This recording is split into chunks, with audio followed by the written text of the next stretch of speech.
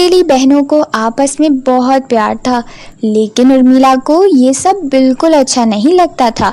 उर्मिला की बेटी निधि दिखने में काली थी और सपना दिखने में बहुत खूबसूरत थी, लेकिन फिर भी दोनों बहनें आपस में बहुत खुशी से रहती थीं।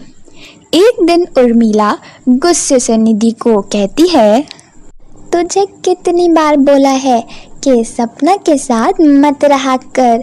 ये अच्छी लड़की नहीं है, ये हमारे घर की नौकरानी है और नौकरानी से इतना घुला मिला नहीं करते हैं।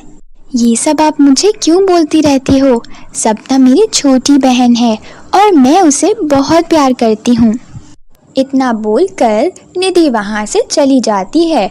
निधि के जाने के बाद उर्मिला अपने मन में सोचती है, इससे तो कुछ भी कहना बेकार है। मेरी बेटी है, लेकिन मेरे ही हाथ में नहीं है। मैं उस सपना को ही जाकर बोलती हूँ। इतना बोलकर उर्मिला सपना के पास जाती है और उसे कहती है, मनहूस, मेरी बेटी से दूर रहा कर। आज के बाद मेरी बेटी के साथ खेलती हुई नजर आई तो तेरी हड्डी पसली तोड़ दूंगी। और हाँ, मैं अभी किसी काम से बाहर जा रही हूँ, इसीलिए घर की अच्छे से सफाई हो जानी चाहिए। इतना बोलकर उर्मिला वहाँ से चली जाती है। उर्मिला के जाने के बाद सपना घर का सारा काम करने लगती है। तभी वहाँ पर निधि आती है और बोलती है, अरे सपना, तू अकेले काम क्यों कर रही है? मुझे भी बुला लेती, फिर हम दोनों साथ साथ काम खत्म करके खेलते। नहीं दीदी, तुम रहने दो। अगर माँ ने आपको काम करते हुए देख लिया तो मेरी बहुत पिटाई करेंगी। इन सब की फिक्र तू मत कर, माँ को बिल्कुल पता नहीं चलेगा। वैसे भी माँ काम की वजह से कहीं बाहर गई हैं, इसीलिए उन्हें आने में टाइम लगेगा। उसके बाद दोनों बहनें मिलकर एक साथ घर का सारा काम करने लगती हैं और जल्दी से घर का सारा काम ख़त्म कर लेती हैं। इसी तरह वह दिन बीत जाता है। अगले दिन उर्मिला निधि के लिए एक ड्रेस लेकर आती है और सपना से बोलती है, शाम को हम पार्टी में जा रहे हैं, इसलिए निधि की ड्रेस प्रेस कर दे। लेकिन माँ, मेरे पास तो पार्टी में पहनने के लिए कोई अच्छी ड्रेस है ही नहीं, फिर मैं क्या पहनूंगी? अरे, तूने सोच कैसे लिया कि हम पार्टी में तुझे भी ले जा रहे हैं? तू घर में ही रहेगी। निधि की अब शादी की उम्र हो गई है। अगर वो मेरे साथ शादी और पार्टी में जाएगी तो वो लोगों की नज़रों में आएगी, जिससे उसके लिए रिश्ते आएंगे। अगर तू गई तो कोई भी निधि के लिए रिश्ता नहीं भेजेगा। ठीक है माँ, अगर ऐसी बात है तो मैं नहीं जाऊँगी। इतना बोलकर सपना निधि की ड्रेस प्रेस करने चली जाती है। तभी निधि की दोस्त का फ़ोन आता है और वह बातों में लग जाती है और यहाँ निधि की ड्रेस बुरी तरह से जल जाती है। सपना जब फ़ोन रख कर आती है तो जली हुई ड्रेस देखकर घबरा जाती है।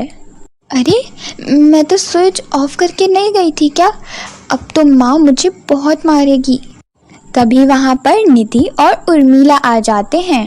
ला दे, निधि की ड्रेस प्रेस हो गई क्या? वो माँ, मुझसे गलती से ड्रेस जल गई। सपना के इतना कहते ही उर्मिला उसे जोरदार तमाचा लगा देती है।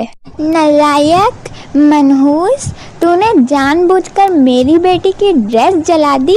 मैं तुझे पार्टी में लेकर नहीं जा रही हूँ, इसीलिए तूने अपनी भड़ास निकाली है।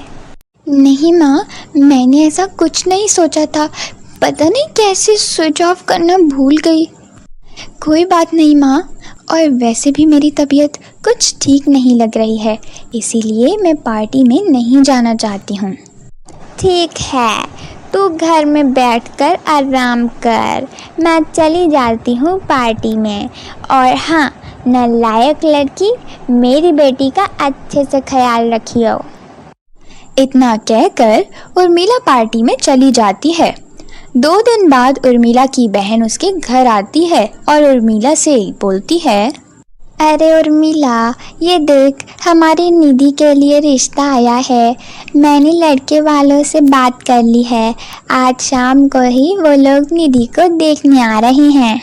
ये आपने बहुत अच्छा किया। मैं अभी से ही शाम की तैयारियां शुरू कर देती हूँ।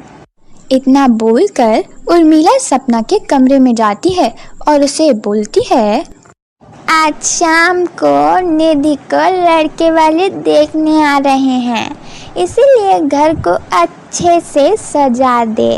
और हाँ, सारा काम ख़त्म करके अपने कमरे में चली जाइयो। लड़के वालों के सामने आने की कोई ज़रूरत नहीं है। ठीक है, मैं सारा काम ख़त्म करके अपने कमरे में चली जाऊंगी। इतना बोलकर सपना घर के कामों में लग जाती है।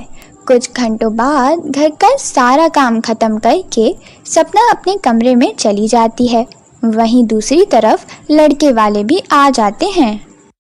नमस्ते बहन जी, मुझे अपने बेटे और निधि के रिश्ते के लिए बात करनी है। हाँ हाँ बहन जी, आइए अंदर आइए। उर्मिला लड़के वालों को घर के अंदर लेकर आती है और थोड़ी देर बाद निधि भी चाय नाश्ता लेकर लड़के वालों के सामने आती है। ये मेरी बेटी है निधि। आपके बेटे से शादी करने के बाद ये आपका सारा घर संभाल लेगी। मेरी बेटी को घर के सारे काम करने आते हैं, यहाँ तक कि ये सिलाई, कढ़ाई, बुनाई भी अच्छे से कर लेती है। वो सब तो ठीक है बहन जी, लेकिन शक्ल सूरत भी अच्छी होनी चाहिए। मेरी सोसाइटी के लोग आपकी बेटी के काम नहीं देखेंगे, वो इसकी शक्ल देखेंगे।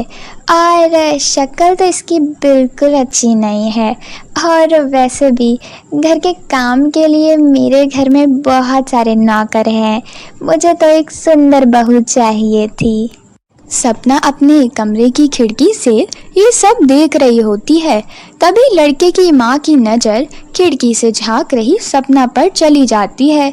सपना को देखकर लड़के की माँ उर्मिला से कहती है, ये जो खिड़की से देख रही है वह आप ही की बेटी है क्या?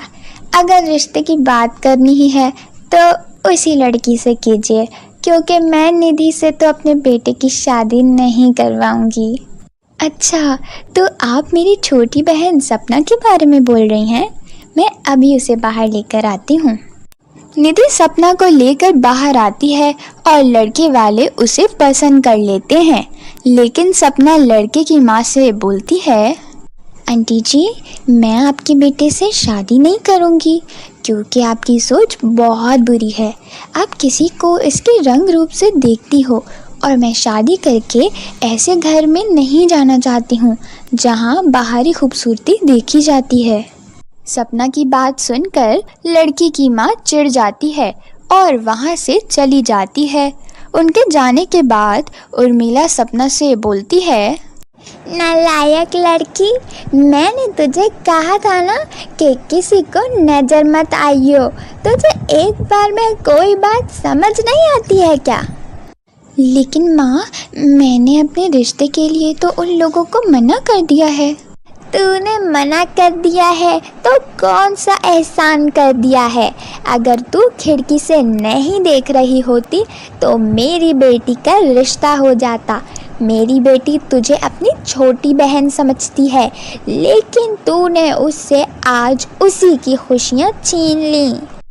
उस दिन सपना को उर्मिला की बात बहुत चुभती है और वह रोते हुए घर से बाहर चली जाती है।